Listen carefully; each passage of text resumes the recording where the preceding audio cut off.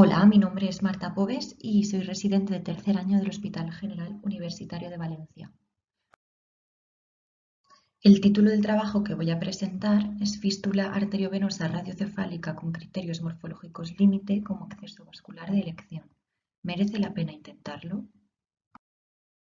Este es el índice que vamos a seguir con una introducción inicial y posteriormente desarrollaremos el estudio.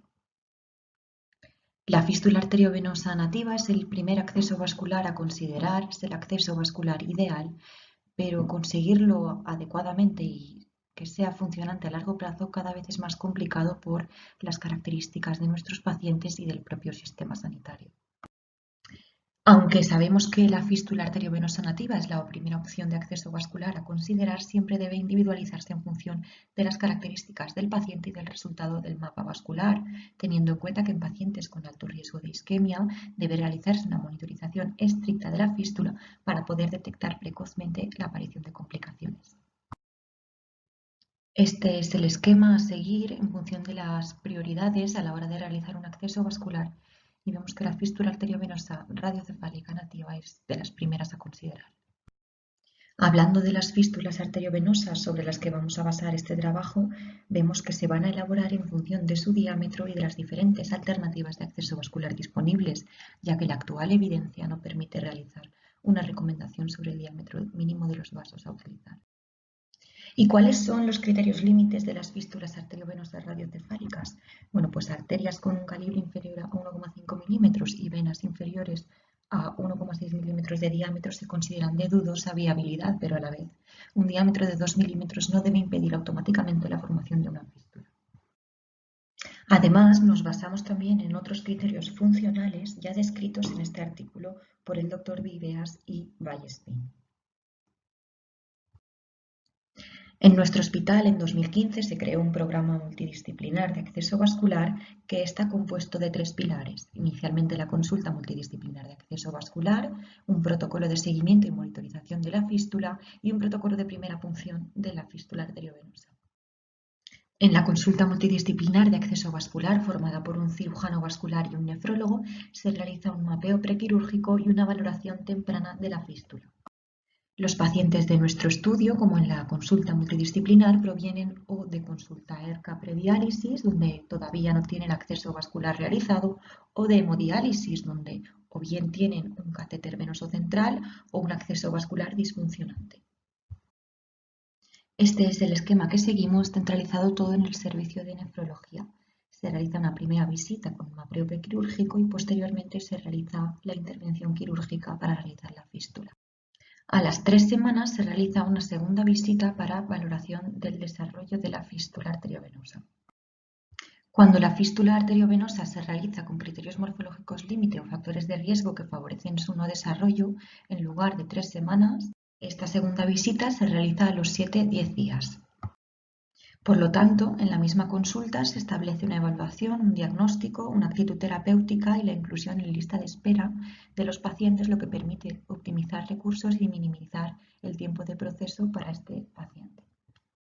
Los objetivos de este estudio son definir los factores asociados al no funcionamiento de las fístulas radiocefálicas, tanto en las realizadas con criterios morfológicos límite como en las realizadas sin criterios morfológicos límite, entendiendo los criterios morfológicos límite como una vena cefálica distal inferior a 2 milímetros y una arteria radial inferior a 1,6 milímetros. Además, se realiza la valoración del riesgo-beneficio de la realización de las fístulas con criterios morfológicos límites.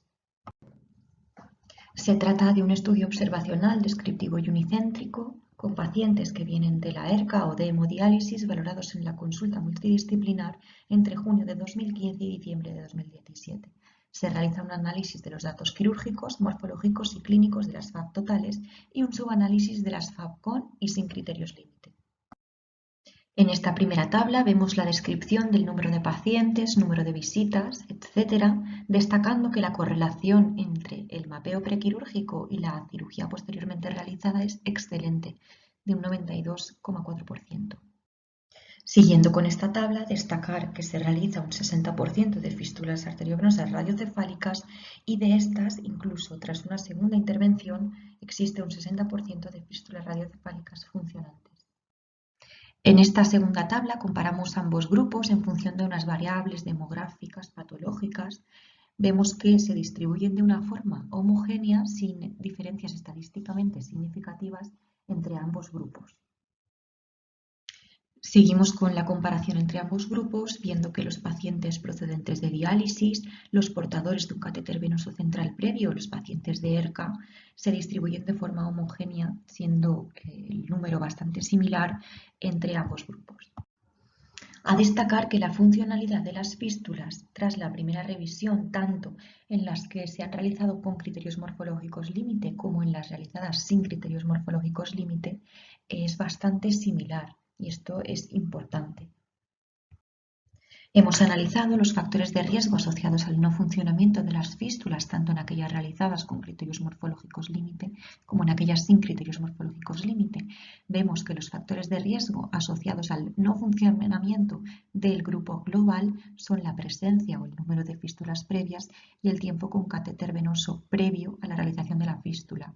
Lo que, de aquí se deduce que son pacientes con un árbol vascular bastante deteriorado. Cuando realizamos este mismo análisis en función de ambos subgrupos, vemos que los factores de riesgo asociados al no funcionamiento de las fístulas sin criterios morfológicos límites son la presencia y el número de fístulas previas, mientras que aquel asociado al no funcionamiento de las fístulas con criterios morfológicos límites, pues es la arteriopatía periférica. Y pues es razonable, ya que estas fístulas se han realizado con diámetros tanto de arteria como vena inferiores a los habituales.